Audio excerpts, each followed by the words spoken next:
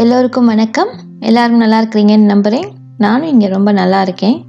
இன்றைக்கி நம்ம ஆட்டு ஈரலோட பெப்பர் சேர்த்து ஒரு காரசாரமான மட்டன் லிவர் ஃப்ரை எப்படி பண்ணுறதுன்னு தான் பார்க்க போகிறோம்.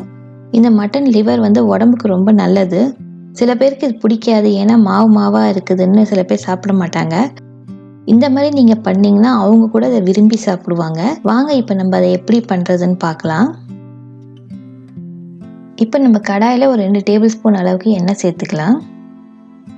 எண்ணெய் சூடானதுக்கப்புறம் இதில் ஒரு துண்டு பட்டை, 2 கிராம்பு, 1 டீஸ்பூன் அளவுக்கு பெருஞ்சீரகம் சேர்த்து அதையும் நம்ம நல்லா பொரிய விட்டுடலாம்.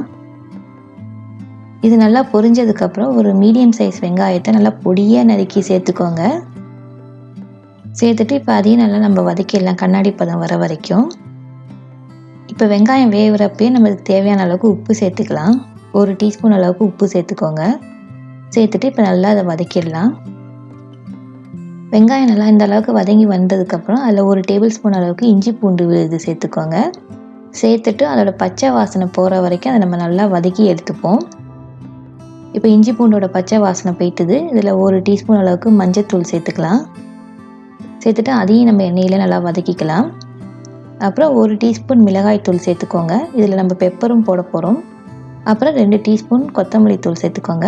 அப்புறம் 1 டீஸ்பூன் ஜீரகத்தூள் சேர்த்துக்கோங்க. சேர்த்துட்டு அதையும் நல்லா இப்போ எண்ணெயிலே நம்ம வதக்கிடலாம். இந்த அளவுக்கு வதக்கினதுக்கப்புறம் நம்ம இப்போ ஈரல் சேர்த்துக்கலாம்.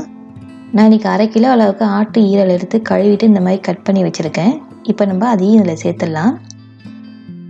இப்போ நல்லா மிக்ஸ் பண்ணி விட்டுடுங்க. மசாலா ஈரல் எல்லாம் ஒன்றா வர மாதிரி மிக்ஸ் பண்ணிவிடுங்க. இப்போ நம்ம இதை ஓப்பன்லேயே வச்சு ஒரு 2-3 நிமிஷத்துக்கு ரோஸ்ட் பண்ணிக்கலாம். நல்லா கிண்டி விட்டுட்டு ரோஸ்ட் பண்ணிக்கோங்க. அதுக்கப்புறம் நம்ம மூடி போட்டு வேக வைக்க போகிறோம். இந்த லிவரில் தண்ணி நிறையா வரும். நம்ம தண்ணி எதுவும் சேர்க்கக்கூடாது, அதில் வர தண்ணியிலே இது வெந்துடும். அது இப்போ 10 நிமிஷம் ஆகிட்டுது. திறந்து பார்க்கலாம். பாருங்கள், இல்லையே எவ்வளோ தண்ணி இருக்குது. அதையே நம்ம மிக்ஸ் பண்ணி விட்டுட்டு இப்போ நம்ம ஓப்பன்லேயே வச்சு நல்லா ரோஸ்ட் பண்ணி எடுத்துக்கோங்க. இது இன்னும் ஒரு 4-5 நிமிஷம் ஆகும். அதையும் நல்லா மிக்ஸ் பண்ணி விட்டுடுங்க. நடுவில் நல்லா கிண்டி விட்டு நல்லா ரோஸ்ட் ஆகி வர வரைக்கும் இந்த வதக்கி எடுத்துக்கோங்க. இந்த மாதிரி ஒரு 4-5 நிமிஷத்தில் ஆகிடும். இப்போ இதில் 1 டீஸ்பூன் அளவுக்கு மிளகுத்தூள் சேர்த்துக்கோங்க.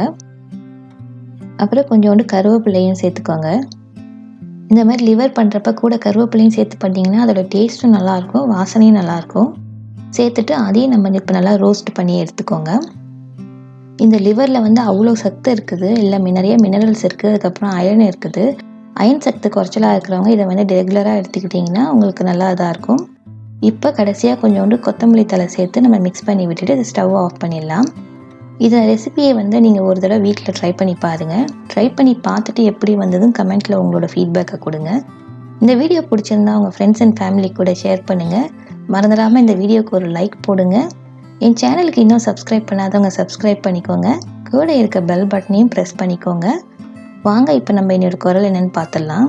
துறந்தார்க்கும் துவாதவர்க்கும் இறந்தார்க்கும் இல்வாழ்வான் என்பான் துணை.